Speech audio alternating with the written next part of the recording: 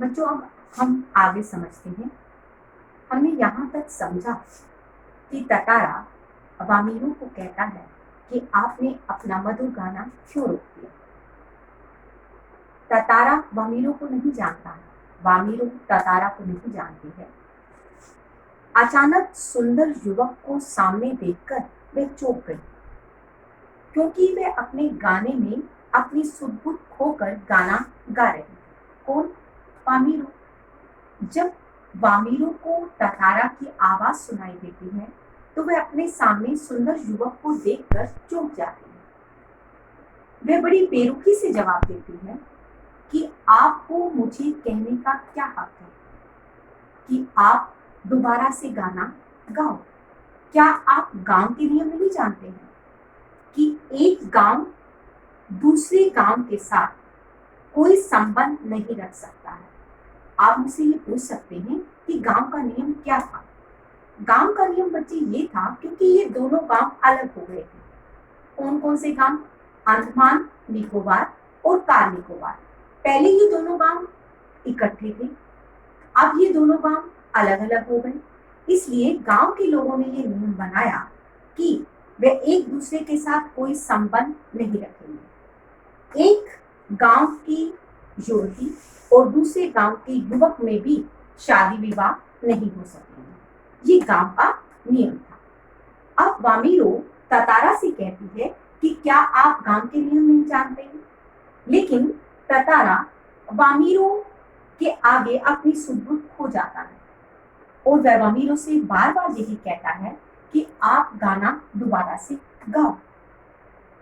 लेकिन जब वह सचेत होता है कि उसे वामीरो से ऐसे नहीं कहना चाहिए था, तो वह उससे कहता है कि मैं विचलित हो गया था, इसलिए मैं आपसे ऐसा कह गया। लेकिन क्या आप मुझे अपना नाम बता सकती हैं? ये बड़ी याचना पूर्वक वामीरो से कहता है। वामीरो पहले जवाब नहीं देती है, लेकिन वह गांव की तरफ दौड़ती हुई वह उसे अपना नाम बताते हुए जाती है कि मेरा नाम वामीरो है। यहाँ ततारा और वामीरो का एक आंतरिक प्रेम जुड़ जाता है। अब हम आगे समझते हैं कि ततारा वामीरो का प्रेम। अब वामीरो घर जाती है। वामीरो किस गांव की थी बच्ची? लापाती गांव की थी। और ततारा किस गांव का था? पासा गांव का। ये दोनों गांव क्या थे? अलग अलग थे। अब ततारा और वामीरो का प्रेम कैसे होता है? वामीरो घर जाती है और वह ततारा के बारे में सोचने लगती है। वह चाहती है कि वह ततारा के बारे में मत सोचे, लेकिन उसके मन से ततारा नहीं हटता है। वह बार बार दूसरे कामों में अपना मन लगाकर ततारा से अपना ध्यान हटाना चाहती है, लेकिन उसका ध्यान ततारा से नहीं हटता है। जो उसके मन के अंदर एक युवक बैठा था, अर्थात जिसका वह सपना देखती थी, वह ततारा के अंदर वह सभी गुण देखती है और वह सोचती है अगर मुझे ततारा मिल जाता है तो कितना अच्छा होगा। लेकिन मैं गांव के नियम जानती थी और वह जानती थी कि गांव के नियम के अनुसार हम दोनों का विवाह नहीं हो सकता है या हम दोनों का प्रेम नहीं हो सकता है। इसलिए वह बार बार क्या करती है? अपने मन से ततारा को हटाती है, लेकिन उसका मन जो है ततारा से हटता नहीं है। जाते समय ततारा वामीरो से ये कहता है कि क्या आप मुझे कल मिलने आओगी? लेकिन वामीरो मना कर देती है। लेकिन अगले दिन वामीरो अपने मन को रोकने की काफी कोशिश करती है, लेकिन फिर भी वह ततारा से मिलने के लिए चली जाती है। जब वह ततारा से मिलने के लिए जाती है तो वह दोनों एक दूसरे के सामने खड़े हो जाते हैं, लेकिन वे एक दूसरे से कुछ कहते नहीं हैं। यहाँ पर आध्यात्मिक प्रेम है, अर्थात दोनों का प्रेम सच्चा है। ये दोनों एक दूसरे से रोज मिलते हैं। गांव के लोग इस बात को देखते हैं कि ये दोनों एक दूसरे से मिल रहे हैं, लेकिन वे एक दूसरे से कुछ नहीं कहते हैं।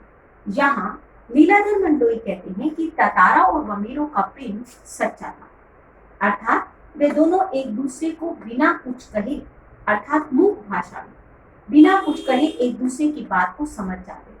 अर्थात लीलाधर मंडोई इस बात को यहाँ कहना चाहते हैं कि इन दोनों का प्रेम जो था बहुत सच्चा था। अब ततारा और वामीरो का मुख मिलन लगातार चलने लगा। अर्थात दोनों रोज आपस में मिलने लगे।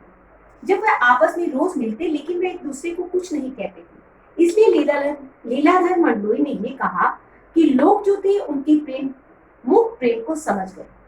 अर्थात लोगों ने बातें बनाना शुरू कर दी कि तातारा और ममीरो एक दूसरे से प्रेम करने लगे हैं, लेकिन ये दोनों जो है एक दूसरे, ये एक अलग काम का है और ये अलग काम का है। तातारा कौन से काम का था? तातारा पासा काम का था और ममीरो लपाती काम की थी। अब लोग ये बातें करते हैं कि ये अलग अलग काम के होने के कारण इनका जो संबंध है, इनका जो प्रेम है, वह संभव नहीं हो सकता है। अर्थात ये एक दूसरे से विवाह नहीं कर सकते, अर्थात इनका विवाह जो है संभव नहीं है, क्योंकि ये दोनों द्वीप जो हैं, जो दोनों द्वीप हैं, उनमें विद्वेष की जड़ें जो हैं बहुत गहरी हो चुकी थी। अर्थात दोनों जो हैं लड़ाई झगड़े को लेकर बहुत हद तक आगे बढ़ चुके थे, इसलिए इन दोनों में विवाह होना संभव नहीं है। अब हमने ये बात समझी कि तातारा ममीरो को क्या कहता है कि मधुर गाना दोबारा गाओ। यहाँ ये बात समझ में आती है कि लीलाधर मंडलोई ये कहना चाहते हैं कि तातारा एक ईमानदार इंसान था, वह अपने को आत्म केंद्रित करके सबकी मदद करता था, लेकिन वामीरो को देखकर वह अपना आत्म केंद्रित भाव जो है छोड़ देता है, अर्थात अपने ऊपर जो कंट्रोल है वह छोड़ देता है और वह विचलित हो जाता है। यहाँ लीलाधर मंडलोई ये कहना चाहते हैं कि व्यक्ति को अपने मन पर काबू रखना चाहिए, लेकिन तातारा एक नेक इंसान होते हुए भी अपने मन पर जो काबू था वह नहीं रख पाता है और वह बार बार वामीरो से ये कहता है कि आप गाना गाओ। अब इन दोनों में प्रेम हो जाता है। अब इन दोनों का प्रेम जो है मूक है। अब यानी कि ये एक दूसरे से कोई एक शब्द नहीं कहते हैं, अर्थात बिना शब्द कहे वे एक दूसरे के प्रेम को समझ रहे हैं। लोग इस बात को जान रहे हैं, लेकिन लोग इस बात को भी जानते हैं कि इन दोनों का संबंध जो है संभव नहीं है। ये इसलिए संभव नहीं है कि ये दोनों द्वीप आपस में विद्वेष की जड़ें बहुत गहरी हो गई थी, इसलिए इन दोनों का संबंध जो है, इनका जो प्रेम है, वो संबंधों में बदलना संभव नहीं है। अब हम आगे करेंगे।